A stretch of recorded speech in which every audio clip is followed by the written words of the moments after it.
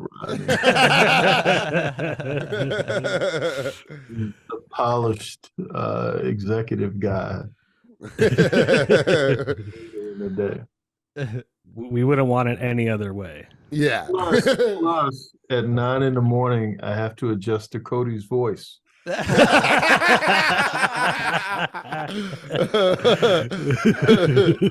I were to have prepared too much, that energy that I would have used to prepare. Exactly. So there you go. How you been, Rodney? Good to see you. Yeah, welcome back. Good to see you guys too, man. Thank you for having me again. It seems like you have a lot going on these days. A little bit. I will stave off unemployment for a little while. That's awesome. What's it called? You should use Cody's voice as like your alarms for when you need to wake up. I Go to like meetings to on time. I think the last time we talked, I suggested having it as a ringtone. At the very least. Even as in a vibrating way. Cody would love that. Hear it. Just the rumble of the I think it would still work. Yeah. He does have a good amount of bass and treble in his voice. Yeah, he does. Very much so. Very much so. Editing the episode, sometimes I've almost actually gone deaf just because Cody's voice is so loud. You hit Cody with a good one, it could destroy the entire studio.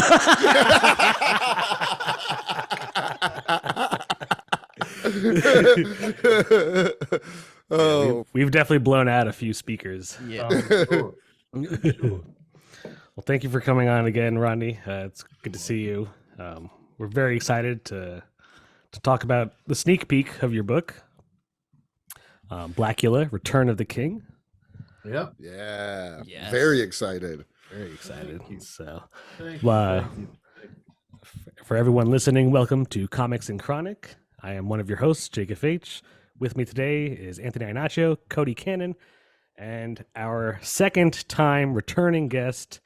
He is a writer and executive producer for HBO's Winning Time. He currently writes for Image's Killadelphia. He's the creator and writer of it, as well as Nightmare Blog. Please welcome back to the show. Blog. Yes. Please welcome back to the show, Rodney Barnes.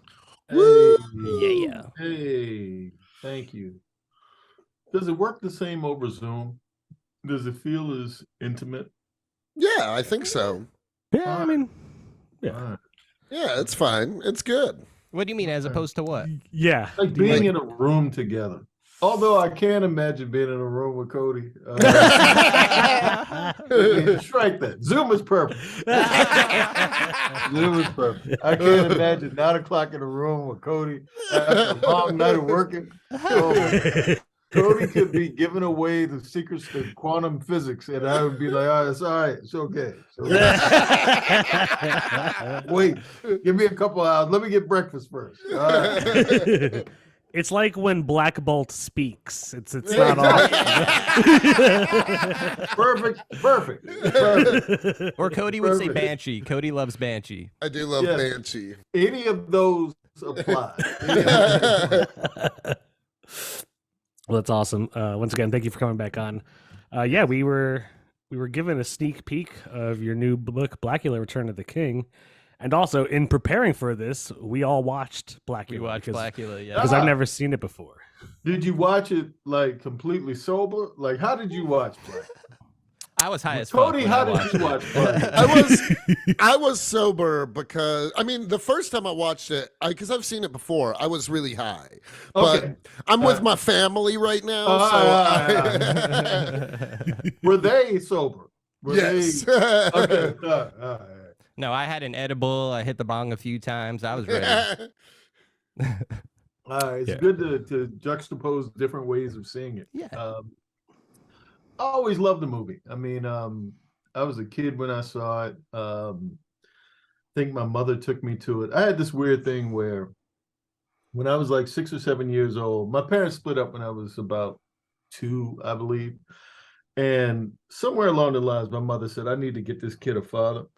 And when she started dating guys, she would take me on the date kind of to see whether or not we all would fit. And so I got to pick the dates. So, which I'm sure the guys really liked. And they didn't have trailers at the time on TV, but they would have like these quick little spots. They wouldn't come out like as long as today. You get like damn near the whole movie. Right. But I saw like late night one night, because again, I didn't have a father and not a lot of supervision, that there was this movie Blacula coming. And I love horror movies. And I wanted to see that. So when the opportunity came, hey, what do you want to see? Because I'm going on this date with this new guy. I said, that movie. And it was only playing in Baltimore. And it was the first time I'd seen like the Universal movies with the Wolfman, Dracula, Frankenstein, those movies from the 40s and 30s and whatever that always played on the late night creature features. And I'd seen the Hammer films with Christopher Lee and Peter Cushing. And but very rarely did they have black people in them unless they went like, he went that away. You know, it was like very rarely part of the story. And so I wanted to see like, you know, something about Blacula, obviously, that intrigued me. So we go to Baltimore, and it was a theater full of black people. Like other than church, this was the biggest room gathering of black people I'd ever been to in my life. And it was that experience that like Tarantino talks about and others talk about, where people talk to the screen. It was interactive. I don't know, it was purposely designed to be that way, but it was the most fun experience I'd had in a movie that was a horror movie. And for its time, it was pretty well made and thought through for a blaxploitation movie. It had its issues. And even then, I think, because I had been, as a kid, sort of cultured to what these things should be, in quotes. But there was something that sort of endeared itself to me. And so over the years, I watched it again and again and again and again and again. And as I got closer to this idea of one day, maybe I'll be a writer and be able to talk to folks like yourselves. And if I ever got the opportunity to not rewrite or redo or play in this space a little bit, this is what I would do. So when the opportunity presented itself, I took it and said, hey, this is what I would do. And what you see and what you have before you is that. So how did it present itself exactly? Did you go to Image and say you wanted to do a Blacula comic, or? No, well, this isn't Image. This is my company. This is Zombie Love Studios. Shit. This is something I created. That's okay. I did this, and what happened was I decided I wanted to, for some reason, maybe I was high at the time, I wanted to start a comic book imprint. And because when you go to other publishers and you pitch things, I pitch things all the time, TV shows and movies. I'm constantly pitching. I'm constantly like, it's almost like talking to you guys. It's like I'm sitting in front of people and I'm pitching, I'm talking, I'm selling constantly. I wanted the experience of being able to think of something and just do it, and without having to sell, and sort of have that creative experience that you have that's kind of idealistic and romantic. And I had no idea how to do it. I had no idea. It was a romantic notion that I did not know how. Sometimes I think we all find out how expensive romance can be, but it was romantic. And so I said, I want to do this thing. And I was working with, I wrote a movie for New Regency with Michael B. Jordan's company that still may see the light of day one day, a monster movie. And Alana Mayo, who was at the time running Michael B. Jordan's company, Outlier, went over to Orion or MGM, one of them, and was working there. And they had the rights to Blacula, or somehow within that family, they're connected. And she helped me get the rights to Blacula. Oh my God. Literally. Nice. Nice. And they do, and MGM licenses a bunch of their stuff out, because I did Army of Darkness and James Bond, and there are other books that they license out. And Blacula was just one of them that was sitting there and had never been done, at least to my knowledge, had never been done. And so I went there, and Carol Mora and some other great folks over there really helped me, kind of get everything wrangled together. And then once I had the rights, now it's about creatively who's gonna, go on this journey with me. So we went through, all right, who best to do this with? And, Jason and I do Killadelphia, obviously, and I didn't know if you do Blacula with Jason, does it feel too much like Killadelphia? But I think because the story is so different than Killadelphia, and it's more traditional to the idea of how old school horror films, in my opinion, old school horror films feel, in the classic sense, or how I see them. I felt like it would fit. And then Jason's such a great artist that, to me, I wanted the purity of Jason, because other people sometimes would ink his work, and I just wanted the purity. He colors this, he inks this, he pencils this, he does everything. Beautiful. It's nice. beautiful. And I just love his work so much. And I don't like him. I think I've established that. I've said this in every interview. We did a signing the other day. Every time we had to sign, I wanted to do it like, I don't know if you remember when Mike Tyson and Lennox Lewis fought each other, and they had to put security guards between the two of them. Whenever we do a signing together, I always want like the shop owner to stand between them. Because Jason can be problematic at times. But I love his art, so much. And and we know each other so well. And I have to talk to him every day. And so it just was a natural place that I would want to go on this journey. And he's art director for the company, so why not do it with Jason?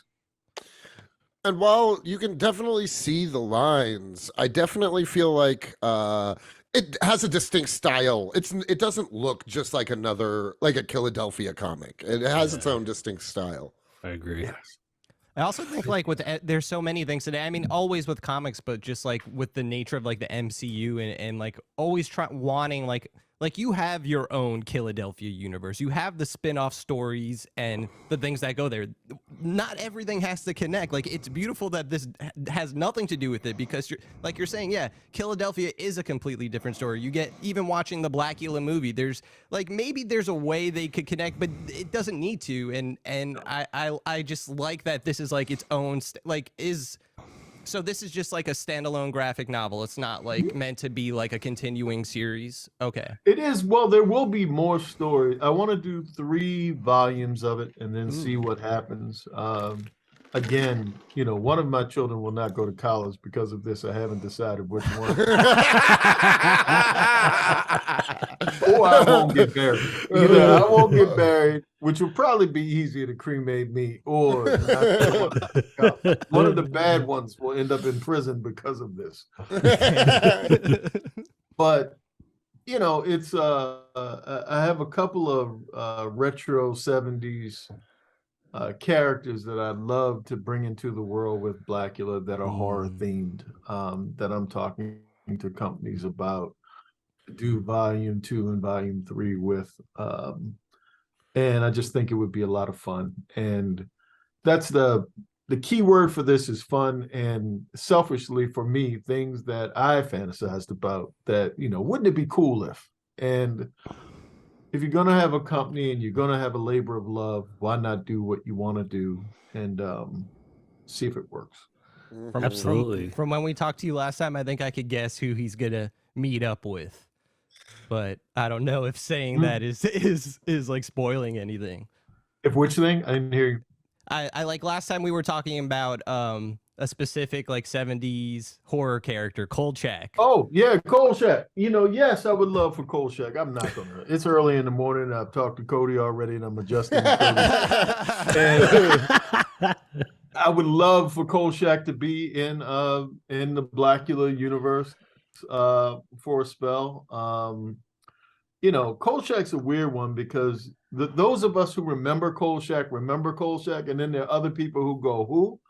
And it's weird. It's this weird legion of those who do and those who don't. But I love the Darren McGavin version of Kolchak the Night Stalker, and love Richard Matheson's telling of those two movies of the week and some of the TV episodes, and love the idea of the whole thing. Yeah. And I actually contributed to Moonstone's 50th anniversary. I wrote one of the stories in their anthology series. Nice. And that's out now. It's beautiful. Where is because I always keep comic books near me because criminals could come in. I got to hit them with one. This is their book now.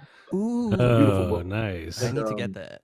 See, if you just take these two things, you put these two things together, they just kind of fit well.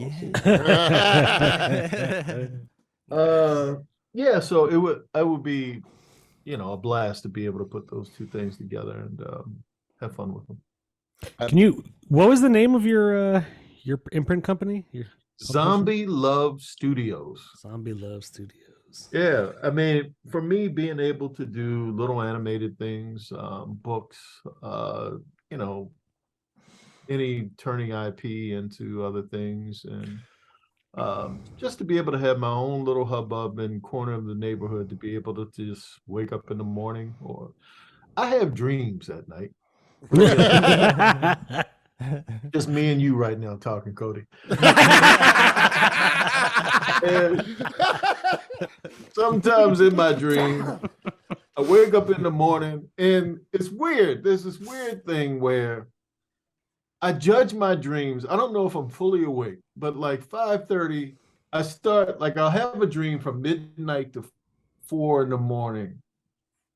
And I'm like, this is a great idea. This is like the greatest idea that's ever. No one's had a better idea than this. No one. Maybe God had a better idea than this. But, and then I start judging the idea as I get closer to waking up.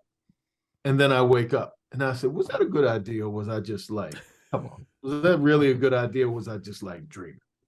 And as the day goes on, I think about it and I think about it and I think about it. And if it sticks, then I start messing around with the idea. Having a place to be able to just make those things a reality is sort of kind of cool to me. Not having to call somebody and make an email and, hey, could you know this person? Could you get them to listen to my idea and see? I'm getting too old for that. I do, like I said, I do that every day. Every day I have to go to somebody and have a big stack of papers and pitch and seem convincing. So yeah.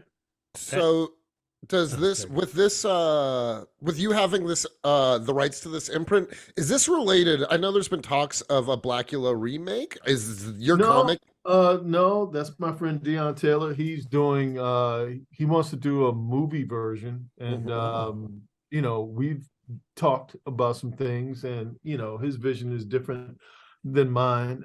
He has this thing that he wants to do, but I don't see a reason why they can't, like in the universes, the same way you have multiple Batmans and multiple things, but the thing with me, damn, my voice is Cody again. It just went.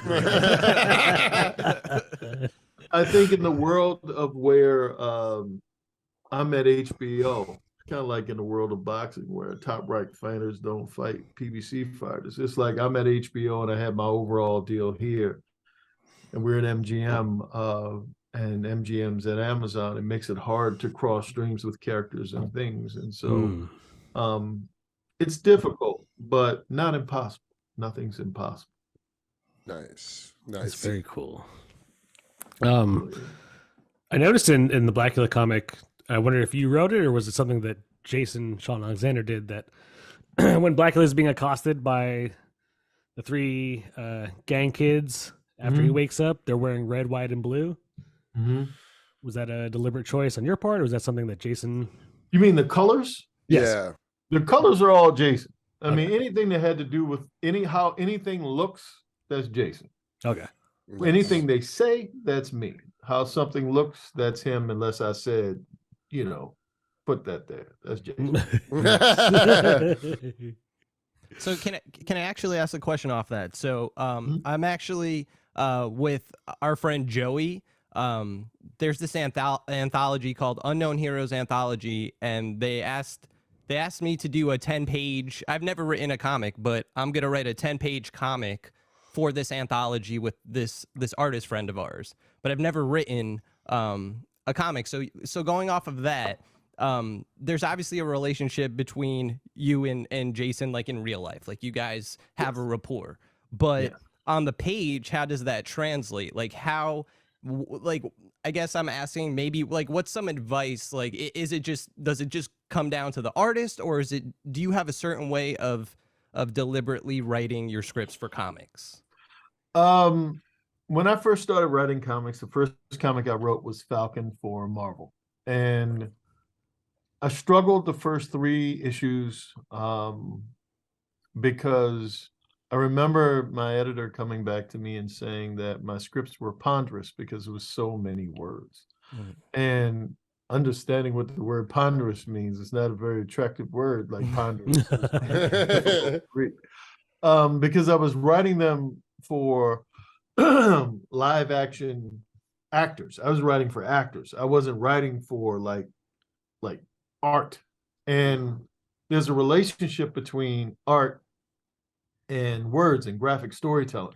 And I hadn't made that jump. Like I didn't know how to do that. It's the simplest way that I can put it. And there's a relationship between the two. And I think certainly in today's world, and probably for, I grew up on Alan Moore, who uses a lot of words, and Neil Gaiman, who uses a lot of words. And that's a different type of, that's sort of its own subset of storytelling for a different time. And still great, and I still embrace it. But today, I think it's more of how quickly, like when I write for Marvel today, and I do my little stories here and there. I did a Cloak and Dagger one not too long ago, and I do Mandalorian now as well. And it's like, how fast can you basically set up art and move through the story? So if you can support the art and keep the art moving and allow the panels to sort of tell the story themselves, allow the art to tell the story, the visual aspect of it, and not try to repeat what you see. I think to me, that's the closer place to supporting the story. That makes sense? Yeah, no, that makes total sense.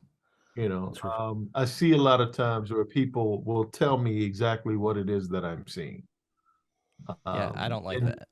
And with Jason, the thing is, I know Jason's art so well, and I'm a fan of it. So if you go over Jason's house, he has like a gallery of some of the saddest Black people ever. Like in another life, I don't even want to intimate what that life could have been.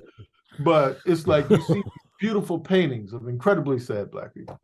And this is pre-Killadelphia, and I was like, all right, I know the type of vampire story I want to tell. If I can put fangs on these people, this would be perfect. And it was more or less being a fan of it, but also being able to see not just the sadness that was in the art, but the emotion that was there. And when I'm writing, I'm thinking about his ability to interpret emotion and his ability to, even the humor though. Like there are times in Killadelphia when Sangster's getting a joke off or someone's landing a punchline. Like his ability to direct that is really, really good. And I think between the two of us, we give each other shit so much. Like literally we were doing a signing, but the other people weren't there. We spent more time like literally like bagging on each other. Like people were not like, are they gonna fight like at any moment? Pull his mask down and I'm hoping he gets COVID. Not really. And just constantly all day long. Like we were there for 2 hours and it was just 2 hours of just, I'm signing here, but you're ugly, you're fat. And it's just like all day long. But we know each other really, really well. And so that rapport, both personally and professionally, builds it to a place where it makes it easy for us to have creative conversations and personal conversations. But I think that translates through the work as well when it comes to interpretation. So all of that to say, the more you can get to know the art style of the person that you're working with, and you see patterns of things, and within your writing, if you can pick up on those patterns and things that you think you do well, then I think the better you'll be able to interpret the story that you're trying to interpret. Yeah, you Thank guys you make for a really good comic book duo between. That'll be the special Dateline episode when we kill each other. They work so well together. You know, you guys make a great writer-artist duo, Yeah. especially because, like, not even trying to blow smoke up your ass, but ever since we found Killadelphia, it's been one of my like favorite independent runs. Thank you. Same here. Thank you. Yeah. Like, I'm legit a fan, whether you were going to come back on or not. Like, Well, it's I so will cool say to this. read. Something no one is expecting in issue 30 on the last page. Something really huge is going to happen that no one's expecting. And people say that all the time. People say like something big is going to happen and blah, blah, blah.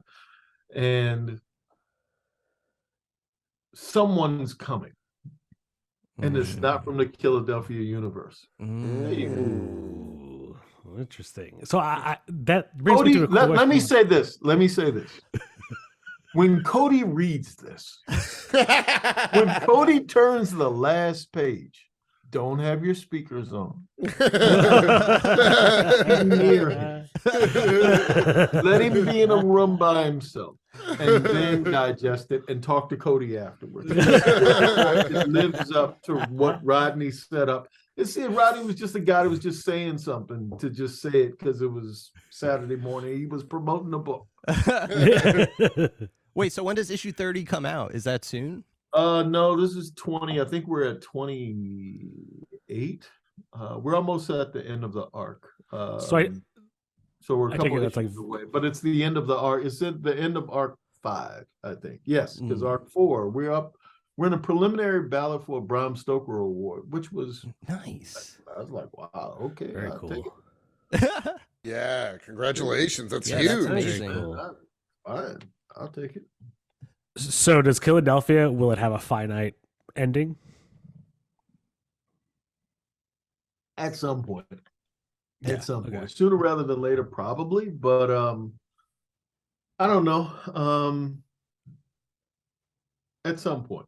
I think we got a couple more arcs left in us, but it's all up to, I think this story arc, and we said it every time, we were just texting the other day. We think this one is the most emotional, but we say that every time, so it starts to sound like bullshit after a while. So when it stops being that, then it's time to end it. Because it's that kind of book. It's not a plot-driven book. It's not one of those, and then this vampire, there's that vampire, then he bit him again. It's like, it's not that. It's about the world, and there you go. Yeah, volume 3 was so emotional. I was gonna say volume 3 almost like the moments where James Sangster Sr. is just like crying the tears of blood. It's just ooh, those are hitting me, man. Yeah, that's the goal. That's all. For two guys that hate each other, we conjure love. I don't know what it is. Maybe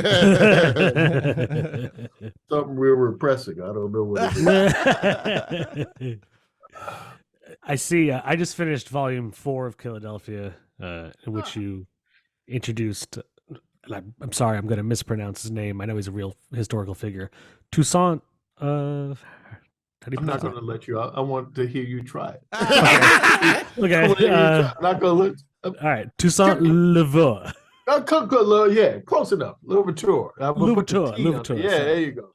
Yeah, I mean, I wanted to balance the dead presidents with someone else from history. There's always a danger in going back and digging up, no pun intended, historical figures and making them vampires and monsters and all of this kind of stuff, because then it starts to feel like you're doing it just to do it. They have to serve a purpose. They have to have a point. And Toussaint, his what he did to kind of free Haiti during that period with Napoleon was significant. because very rarely does history recognize those types of revolutions.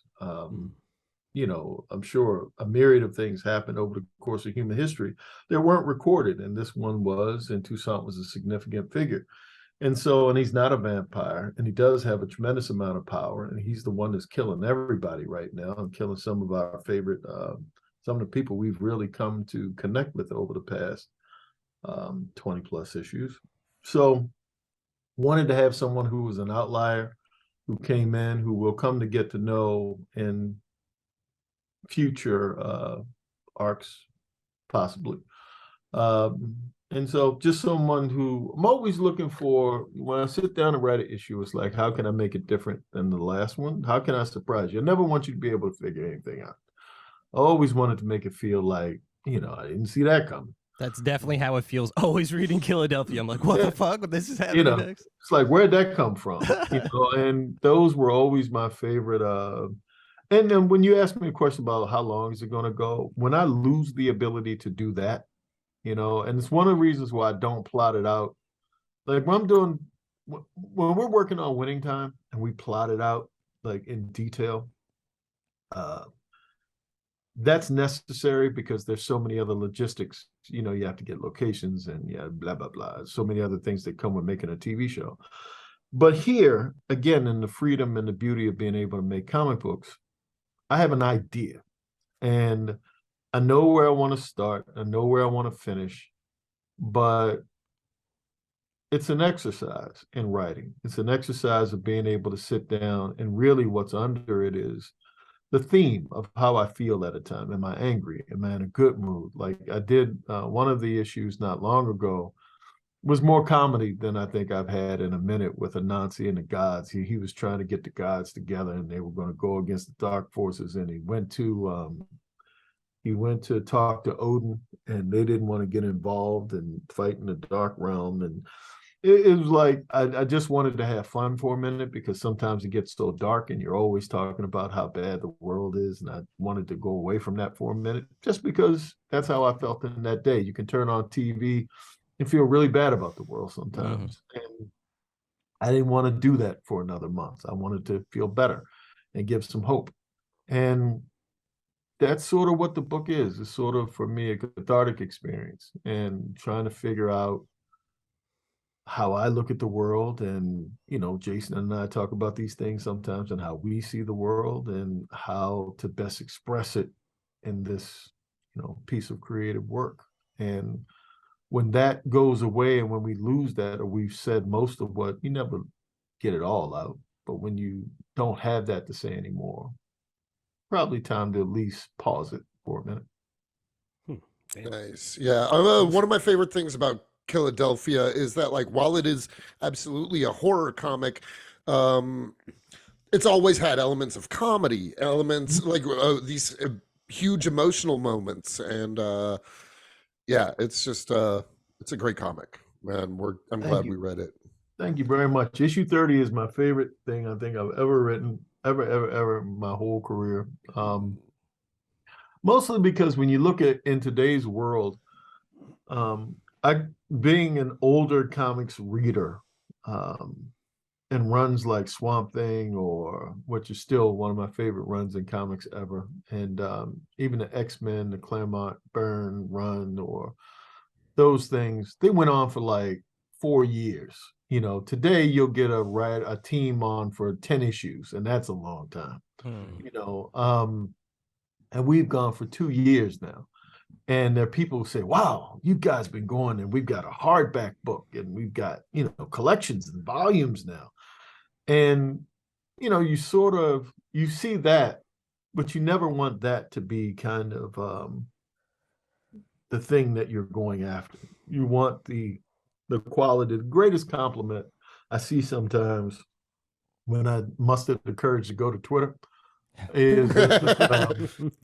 is, you know, this book keeps getting better. This book keeps getting better. This book keeps getting better. And when I hear that, what I hear is we keep getting better. You know, we keep putting more heart into it, that we haven't lost that passion. You're never going to be 100% all the time, and there's always going to be an issue there. And that one wasn't, whatever. But you're always trying. You're always swinging for the fences. You're always trying to give people their best. I mean, even with Blacula being the first book coming out of the company, wanted it to feel special. You wanted it to, even with the book design, you didn't want it to feel like a regular, not to say a floppy can't be special, but you didn't want it to feel like just a floppy, like just another book. You wanted it to feel, the pages to feel heavier stock, the cover to feel heavier. I wrote an intro. The great Stephen Bissett wrote some back matter for us. In the collected edition hardcover, we have a gallery of beautiful Blacula art from some of the best artists out there. Jason's friends. I don't know any of these people. They don't.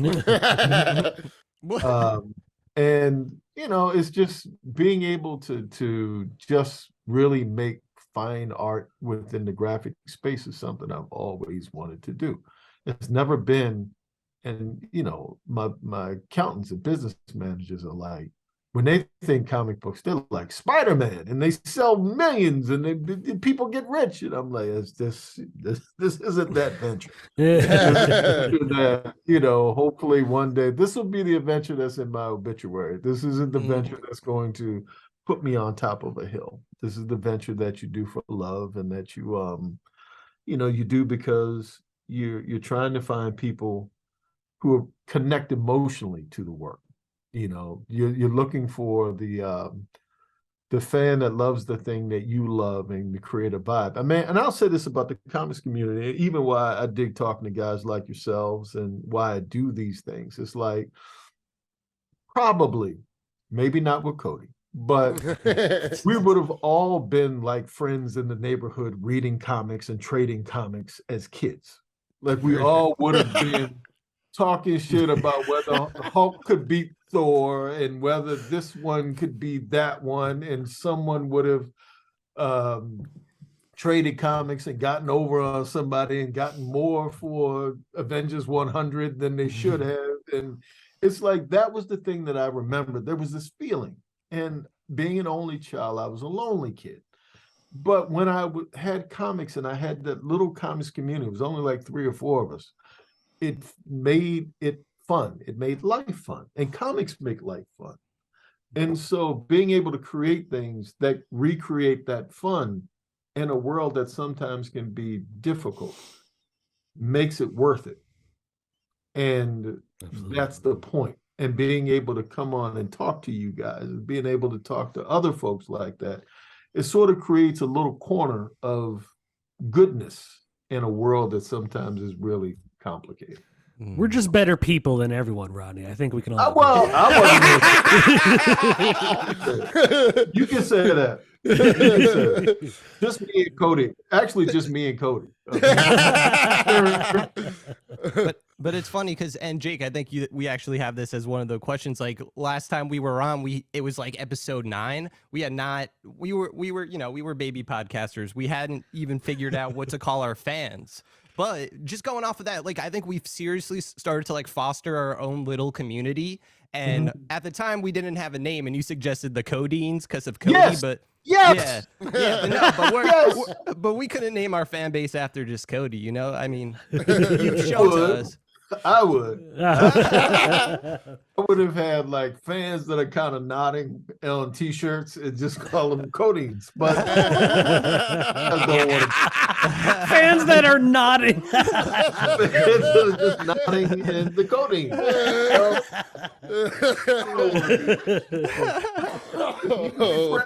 Right now, but no.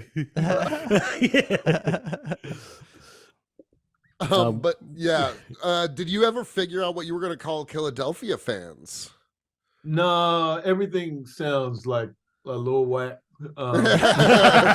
Everything, there was Killadites and things that Jason says, because Jason's not cool. And and I never want to hurt his feelings. But no, we haven't found a thing. We call them friends. That's what. Nice. Wow, look at that. I got to give Jason credit because I've never imagined George Washington as being this hot Anderson Cooper silver fox man. We tried it because he would ask me sometimes, and it's funny. He'll say he did it with Jefferson.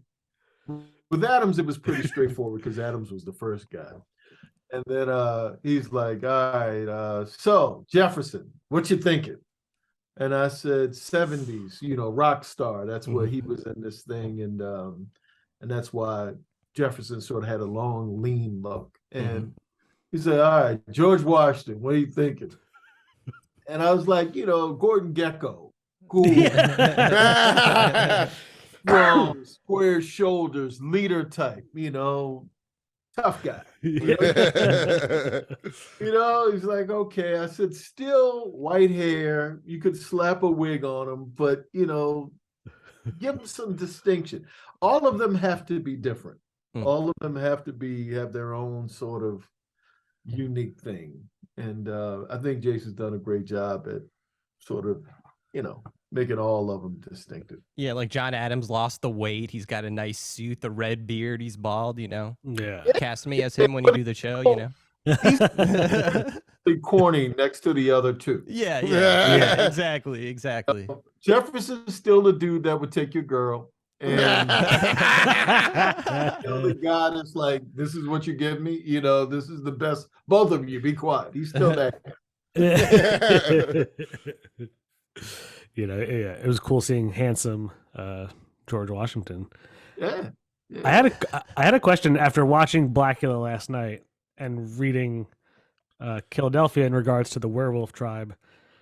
Were you inspired by some of like the lore from Blacula when creating the werewolves in Killadelphia? Not so much Blacula, I think. A little Howling. Nice. Because Howling is my favorite werewolf movie. Nice. I don't completely understand it, but I love it. It's one of those things.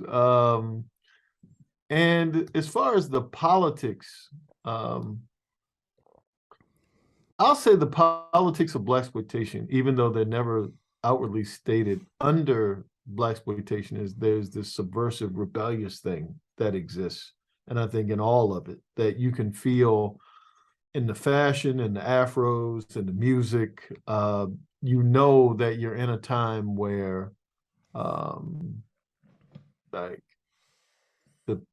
won't say because this late civil rights, early Pan-African movement, like you're in this time of revolution, social revolution. So you can feel that. And I think the werewolves are sort of eternally in that sense of that. So the vibe of that, yeah.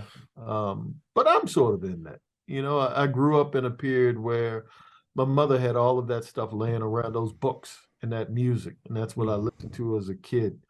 So a lot of my thinking still is rooted in a time of that time, even though it's long since passed and very, very, very antiquated. I write to that sometimes because I'm mired in sentiment. So does that mean we can expect the blaxploitation of the movies to like flow through your comic run? A funky werewolf. Funky werewolf. Back up, sucker. Blacula. It's weird because one of the goals I wanted in Blacula was to build a bridge between the 70s and today. I think a lot of the politics of the 70s and some of the social stuff, it's weird how in some ways we've advanced with technology. In some ways we've advanced socially, and then in other ways we haven't advanced very much socially at all. It's weird. There's this weird intersection. I don't know where the two meet and where they divide, but another reason why I wanted to do Blacula and why I think some of these characters resonate even still is we haven't resolved all of the stuff, and we haven't really dealt with all of the stuff. We're still fighting about abortion and women's rights. We're still talking about race and culture. We're still talking about unemployment and homelessness. We're still, not so much war at the moment, but we have degrees of a divided nation, and more polarized probably now than even when Vietnam was going on. And and we have more outlets communication wise to be able to vent our frustration and our anger at one another. Being able to sort of put that in the backdrop, if you look at Blacula, you look at characters like Kolchak the Night Stalker, you look at Shaft, you look at some of those characters from that period, they all sort of had some of that sort of bubbling around them as they told their stories.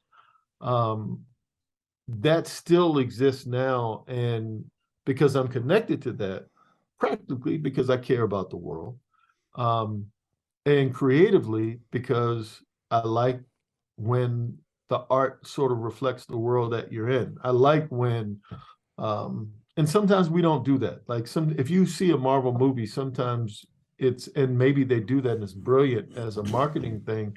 You don't know like 20 years from now, you could watch a Marvel movie and you don't know what time period other than technology it's set in. But you could watch some of those movies from the 70s and they could be talking about the future, or they could be talking about other things, and you know exactly what they're talking about by the subject matter like they could say the war in Vietnam, or they could talk specifically about what they're talking about. And I'm not speaking specifically to it, but I like addressing the nature of the problem at hand. So all of that long-winded answer to say, yes, you could find a werewolf that is connected to, or has been connected to something that at one time Blacula was connected to. There could be some historical context to a werewolf in a Blacula world. Nice. Very cool. Are you a history buff? I dig history. Yeah, I dig history because I believe that. And here's another thing, we don't really teach history in a way that is, I don't want people cussing me out today. Teach history, I think, in a way that is comprehensive. See, people have to look up some people comprehensive.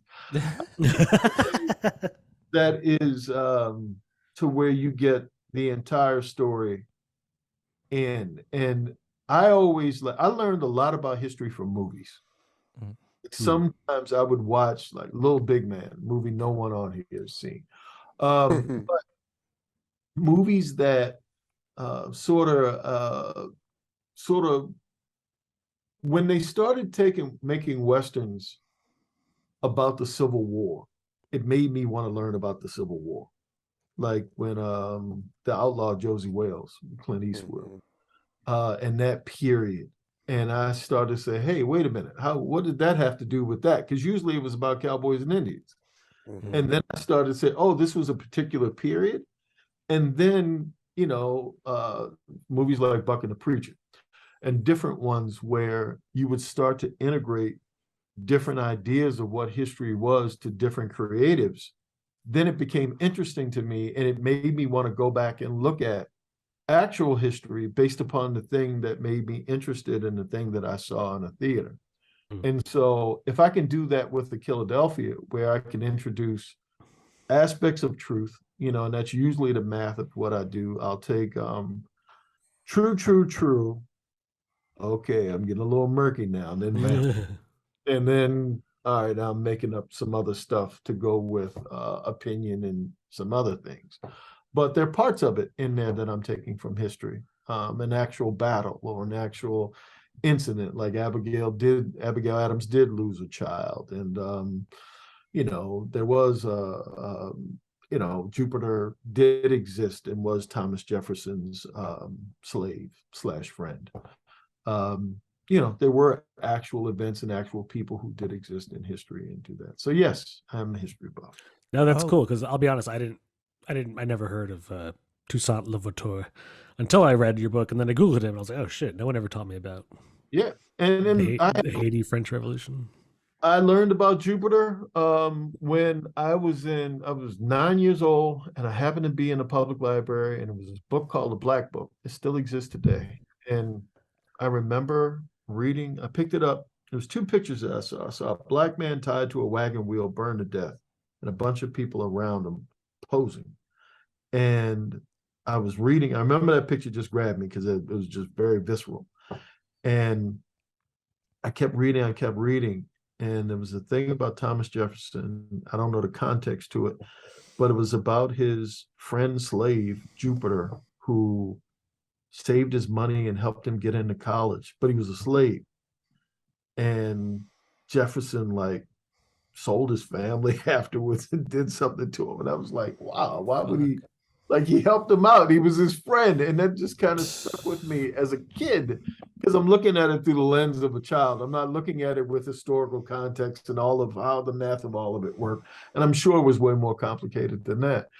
But again, these little things about history and just framing things in a particular way. I don't think we look at history like that. And I think it has a lot to do with the discourse that we have in this country, in the Western world in general, is because we don't see the value of people and culture. And I think the beauty of storytelling and the beauty of being able to weave all of that stuff into genre, which is what George Romero did with Night of the Living Dead and Dawn of the Dead and the early Universal films that were really about war and the fear of immigration and different things. If you can bring those things in a responsible, reasonable way, I think there's another form of education that exists. And I grew up in a period of time where comedians were talking about politics all the time. Music was talking about politics. You had poets who were on The Late Show. It's like this was a part of the world. It wasn't just about entertainment per se, but there was a degree of, I won't say academia, but you had education, for lack of a better word, sort of ingrained in the way we moved as a country, as a society. And now that seems to sort of have dispersed into just entertainment. And so thus Killadelphia, thus the ability to be able to stick things back in every once in a while to fun. Nice. I feel like you just learn. It's a great way to teach someone something. It's not like you're reading a textbook. You could inject that, and I feel like it sticks in your mind a bit more when you have the entertainment. Obviously, yeah, like what you're saying. Like today, it's hard to find that true subtext in a lot of this stuff, but it's definitely appreciated to see it in your writing. Say it. When you say teach or learn, I almost feel guilty saying it, because the idea of it is supposed to be entertainment. I'm supposed to be talking to you right now about Blacula and Killadelphia. It's fun. They're vampire books. They're supposed to be about vampires. And for someone who hasn't read it, or they just look at the log line and they hear about presidents and vampires, they go, well, what are you talking about? They would just look as, black people and vampires and history. I don't want to, I just got off from work. I just want to have fun. I want vampires to bite somebody. And I get it. And I never want it to feel heavy-handed and it to feel like you're getting a lesson.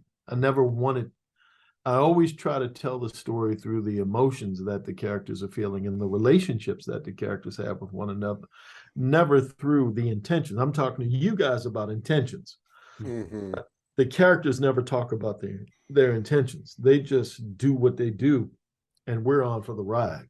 So, yeah, but I think you brought up George A. Romero, and I think some of the best, especially in horror, is when it has this subtext, or when it is a bit of a commentary on society.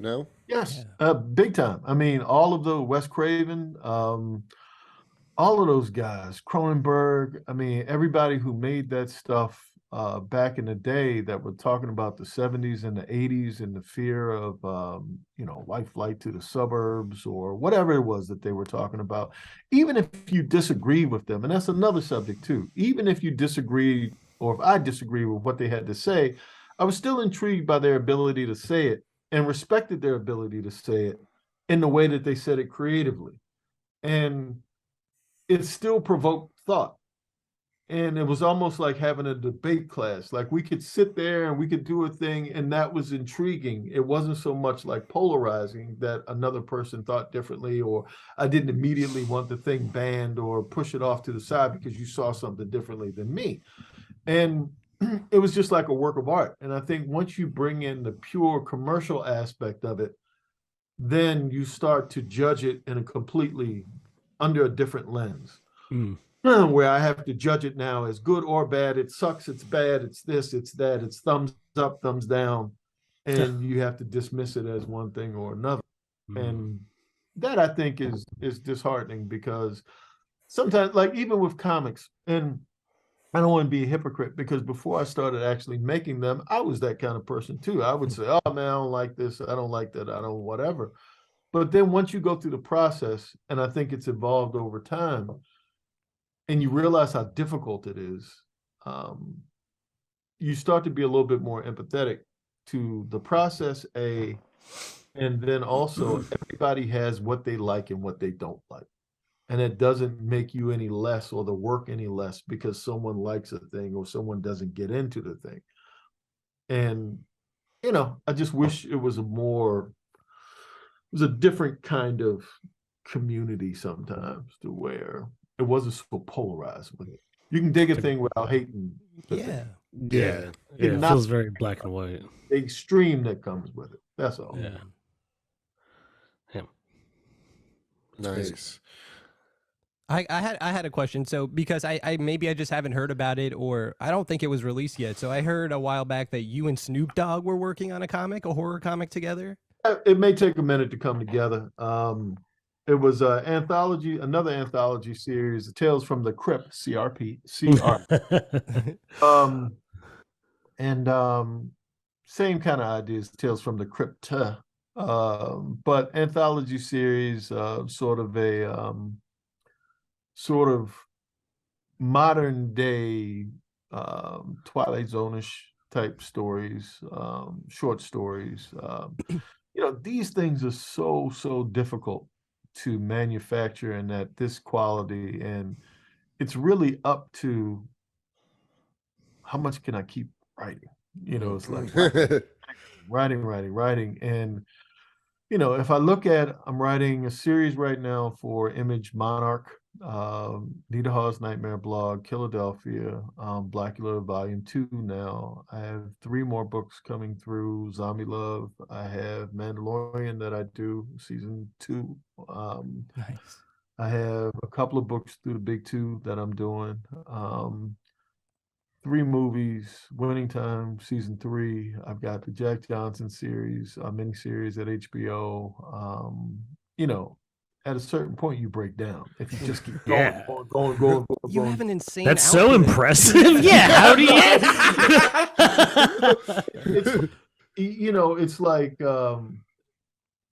it is great, and I'm grateful for it. But at a certain point, you get to a place where the work starts to not be as good because you're trying to just meet the deadline, and you're not putting. It's the thing I said about Killadelphia. When it gets to a place where you're just trying to get it done, and you're not getting it done with the same type of stuff that makes it what it is, then it's a problem. Like, I'm proud of Blacula. I'm proud of Killadelphia. I'm proud that I can get on here and talk to you guys about it with a degree of pride. I want to continue to feel that way about everything, and I can't do that if I'm just staying up all night just to get it done. So to answer the question, if I can knock out some stuff and just carve out enough time to just keep going, and Snoop remembers that this is something that we're doing, we're good. Nice. That's awesome. I had a question. I know Volume 1 of Nita Hall's Nightmare blog is Yeah. The Fire Next Time. I take it. Yeah. Are you a fan of James Baldwin? I am a big fan of James Baldwin. Nice. Again, another period, 70s. And those voices, I mean, I am not, I won't even say I hesitate to think I am in the realm of a writer of that ability or insight, but to be able to sort of honor folks who inspired me, like when I was saying that my mother used to have books just laying around, you know, even if I didn't read all of them, just by osmosis, having them laying around just sort of did something to make me feel like I was a part of something. And James Baldwin, you know, by the time a teacher would assign a book to me, oftentimes I'd either already read it or it was already part of my orbit, it was already there. And I attribute that to my mother first, but also to, you know, I just appreciate that those folks made those kinds of books, and James Baldwin at the top of that list, and Fire Next Time being there. So it's kind of a tribute to him, but also artists. Like every once in a while, Kill Scott Heron, Pieces of a Man, episode 5 of Winning Time was named after that song. And you'll have a Winter in America. I know a few writers have called their books Winter in America based upon that song, and there's tributes, and you'll find it sometimes with writers and artists where the things that inspired them, they'll name books as a tribute after. That's cool. But yeah. Oh, I just realized this is so random. Sorry, guys. So Cody and Jake did an episode on season 2 of The White Lotus, and you guys were talking about how which HBO character should be on the next season. But you were in an episode of Winning Time, or a few episodes, right, Rodney? I was in a few episodes. I was security guard, right? Excuse me. I am not a security guy. I'm the head of Laker security. Okay. I am a professional security engineer. I would prefer to call myself.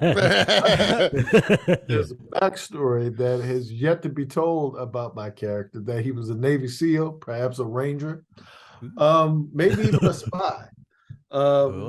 He settled into a life of mystery. And but yes, I've been on I pop up from time to time like Gazoo in the Flintstones. Another day. I pop up from time to time and people go, "That's Rodney." And I put on a wig and I put on some things and I put on makeup that takes days to get off, and little beads of glue that I have to pick off of my face for days. But it's fun. It's fun afterwards. That those 14 hours that I have to sit there all day are never fun. But so talking about Winning Time, I'm from West Virginia, and we have like a handful of listeners who are also Jerry West. Yeah. Is that a very accurate portrayal of Jerry West? I like the way you're the first person, Cody, to phrase it that way. Is that a very accurate? Like you jump past how Jerry feels to the exact question. I respect it. And I'm going to answer it the best way that I can. I believe, based upon our research and the things that we have found, that walking the path of creative license and the research that we have done, that we have hit a degree of accuracy. Is it 100%? No. You know, taking creative license into consideration. There are some things, like I believe he said that he never broke a golf club. And in his book, it says he broke several golf clubs, things like that. But, you know, all of that said, the only bummer about all of it is the guys who have complained and said, I never did that, or I would never do that, or that type of thing. And these aren't things that, like, we have references that we find in books and articles and things. It's not like just pulling it out of the sky. Is that we're really fans of these guys. Like, we really respect these guys. And but I also understand if somebody was telling this, like if Cody one day decides he's going to tell the story of Rodney, like one day he's going to tell. I want to see this already. And Rodney Barnes isn't a part of the process. Like I go, like I'm there, I'm in hospice, and I got a couple days left, and somebody hands me an iPad and they say, Cody's doing your story, and I can only muster the words of, "Oh shit, Cody's doing my story," and I can't do anything about it. I'd probably be pissed too. I hope he's writing it with those headphones on with the ears. But I understand if they feel away because they don't have, like, there is a thing of this is my story. I did those things. And I understand the wanting to be a part of the experience that you lived through. So I get it. I get why you would feel that way. So that's the closest I can give you to an answer. Nice. So just to confirm, you are giving Cody the rights to do your story, yes? Cannot even say words that start with the letter R. Forward. If I ever hear about Cody saying Randy Barnes story. Randy Barnes, yeah. We'll change certain dates and events and names. Yeah. The Roddy Piper story. Are you a wrestling fan by any chance? I thought we talked about this one time. For 6 months, I was a professional wrestler. No, we didn't talk about this. Yeah, I only know didn't. because I listened. Yeah, we didn't talk about this. Okay. It might not have been 6 months. There was a place in Georgia called the Power Plant. Yes. For WCW? WCW. Oh, man. I trained with a guy. It started in Barstow. I'm pointing north because I'm in California. I believe that's north. It could be east. I forgot the guy's name. I trained with a guy in Barstow for a little while, and that didn't work out. And then I went down to the power plant, and they beat me up. Oh God, they beat me up. I hope no one ever recorded those sessions. It's Hardbody Harrison, I believe, the Sarge, and it was like 4 guys. Pistol Pez Watley, and there's another one, the Colonel, and they were the trainers. Basically, all they did for like a couple of days was make guys cry, and I was one of those guys. And it was the most painful thing that I've ever endured. I went through a period just in life where I'm a big guy. I'm like 6'7", 6'8", and Damn. And 350 on a good day. If I haven't had breakfast yet. And I always thought that because of that size, and I was never a great athlete at anything. I've never been exceptional at anything. I thought I could trick someone into believing that I was, even though there had been nothing in life to prove that that would be substantiated. But I have a generous imagination, so I thought that someday this imagination would kick in. And so this led me, after basketball and football didn't work out, down to these various places, because I've always loved wrestling. I've loved from Mid-South all the way through WWF/E. We could talk about wrestling for hours. Oh, and nice. Got to get you on for a wrestling episode. Royal Rumbles tonight. Are you going to watch it? We could talk wrestling for like years. It was going to be like, this was going to be my thing. And I could talk, so I figured at the very least, this was going to be the thing. So I go down there and they just beat me unmercifully. They just beat me. They beat me like a dog. And I couldn't walk back to the plane to get back home. Damn. And on the plane was where I decided, all right, I'm going to stay in the movie TV business, and I'm going to make my brain work, because my body is actually useless. I cursed God, because why did you give me this thing? You could have made me a normal sized person. I could have just done that. And yeah, that was basically it. Wait, what would your wrestling name have been? I didn't have a name. I didn't earn a name. I'm glad I didn't have a name. It would have been Okay. Bum would have been my name. But I do have some wrestling. Like I love Ric Flair. When I was working on the movie Eddie in North Carolina, I wanted to meet Ric Flair because I knew he lived in Charlotte, and he had a gym, a Gold's Gym, near where we were shooting at the Charlotte Coliseum. And I snuck away from work and I went to the Gold's Gym. And as soon as I walked through the door, the first person I saw was Ric Flair. Oh my God. I was in awe. And he knew. He was a guy like, I've seen this look before. And like, yeah, how you doing? And and it's like he gave me a picture and he signed it and he shook my hand and showed me the way out of the door. And I was cool with Bam Bam Bigelow for a while.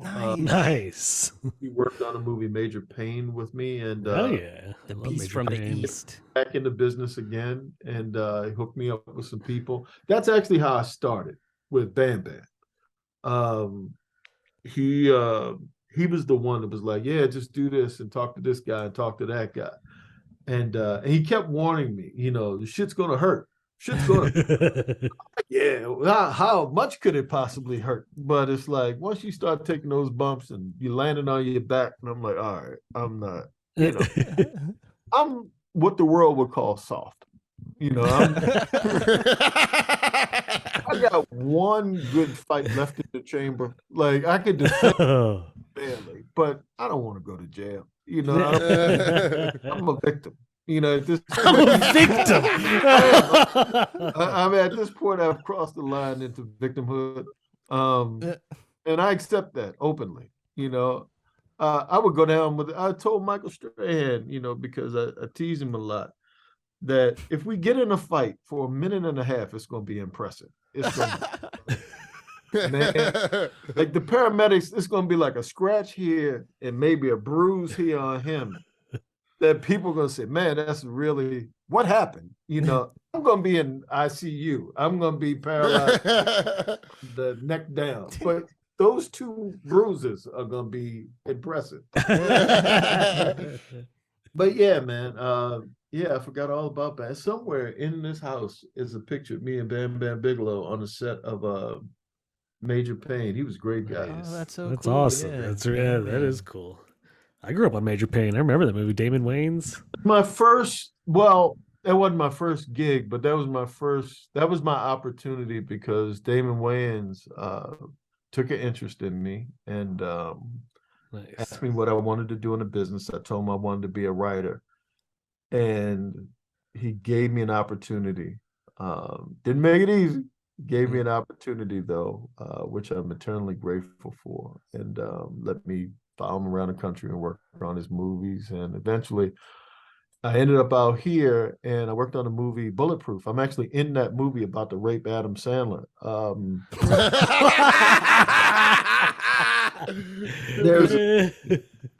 There's a scene when I'm about to rape Adam that I'm standing behind Adam, and Adam's like, do some shit to me, man. Like, this has to be believable. So I got my hand down Adam's shirt and I got my fingers in his ears, but I don't have any lines because they got to pay you if you have lines. So they inserted growling in the movie. So if you watch the movie, you will hear like a bear growling. That's not me. What?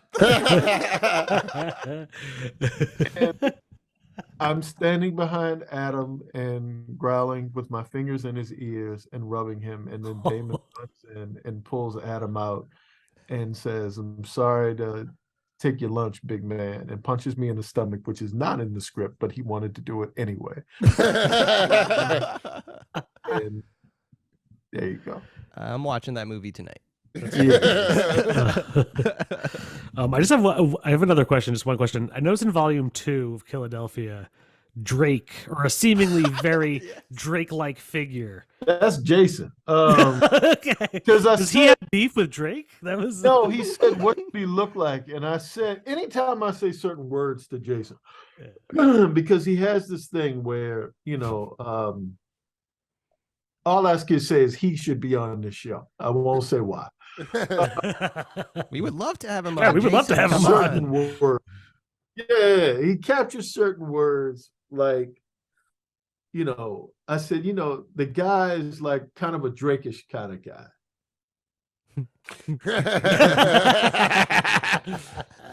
Just Cut to. Drake. Yeah. Cut to, yeah. And then you get that likeness. That's Nice. It's like such a brutal scene too. Oh no. Yeah. It's such a. Did I get signed out, guys? Oh no, it said I Yeah, got. No, you're we're good. good. We're good. Oh, I was gonna say it's such a brutal scene too, but just seeing Drake kind of just makes it a little bit funny. Like we were laughing about it, just even though he's like getting his throat ripped out and shit. No spoiler, but I thought about bringing him back because he was good and having him an actual character of that rapper like wandering through, That'd be amazing. Yeah. but still holding the microphone because he never got the mic. Yeah. Through Philly as a vampire with a mic, with the same outfit on and just being like this rapper, this displaced rapper vampire. Nice. Very cool. Well, thank you for coming on, Rodney. Yeah, this has been a Seriously. great time. Had so much fun. Always, man. I need this like every 6 months. I need to hear Cody. Cody, just call. Just, every once in a while. Just life is hard. Just call. Just say, keep going, man. Just say that. Hang up. You ain't gotta say nothing. He can send you daily reminders. Yeah. Let's say that. Affirmations. Look, Yeah, just read fortune cookie things and send it to Rodney. you guys have taken money and just crumpled it up and thrown the codeine. Okay, that was one. Cody's daily reminders, an app. Daily reminders. An app where out of nowhere, in any given day, your phone will just give you a reminder. Yes. Little word of wisdom from Cody. I would sign up. If you had that app right now, $99 a month. I would gladly pay for that. Oh, that's Oh. awesome. Thank you so much. Yeah, thank you so much for that $1 million idea. Yeah, Yes. we're gonna run So, wild. I want the next time we're talking, I want to see like landscapes in the background. I want to see like all of you hills with a palm tree and like that. None of this office stuff. I want to see that. From Hawaii. Everybody's on an island. Give me anything. I just want to see everybody living large. Well, thank you, man. We appreciate that. Definitely. Yeah. Yeah, we'll do it next time. And thank you for coming on. So is Blacula Return of the King, is it out in stores right now? Yeah, it's in your local comic shop now. And it's available on Amazon, I believe, at the 31st, I believe. Oh, this week. So, yeah. Nice. Oh, this week. Nice. Okay, so Coming you know up. what? Let's put out this episode this week then. That if you guys think that's a good Yeah, idea. obviously. Yeah, I'd let's love do that. Let's do it. Yeah, just got a thing that is 3 days away, so something. So yeah, it's very soon. Let's go there. It's very soon. So Nice. yeah. Will you be doing any, for those listeners in LA, will you be doing any signings at comic shops in LA? Did Earth 2 in Sherman Oaks. Oh, nice. I know that one. On Ventura. I think we might do Golden Apple. I'm not sure. They're working on that. I think Black Star Collectibles, Leaks Books. There are a few. I think we're doing one at the Grove on February the 11th. Nice. So yeah, they're all around. There's just a bunch of them around, and I'll sign anything. I'll sign foreheads, children. I'll sign anything. That's what someone asked at Earth 2. Is like, is it just Blacula? Will he sign anything? Yeah, I'd sign. I won't sign checks. I won't sign anything. If I ever come to a signing, I'm bringing a DVD copy of Bulletproof. You have to. Yeah. Was what either that. Then the next time the Green Mile stories too, because that was Michael Clark Duncan standing. Oh no, on you it. did tell us about that the Oh, first time we yeah. talked to you. Yeah. That But- stuff too. So Yeah, by the way, listeners, this is our second interview with Rodney. If you haven't heard the first one, please go check that out. It's great. Rodney, thank you so much. This was a great time. Seriously, thank welcome. you. talk to you guys soon, man. Absolutely. Looking Please do. forward to it. Welcome back Likewise. anytime. Thanks, guys. Bye, Rodney. you. Thank you. Peace. Later. Hi, you're listening to Comics and Chronic, and I'm Jacob H. I'm Cody Cannon. And I'm Anthony Iannaccio. And you can tune in every Thursday to hear new episodes of Comics and Chronic. And make sure to follow us on Instagram and Twitter at Comics N Chronic. That's comics, the letter N, Chronic. We'll see you guys next week. Woo! Peace.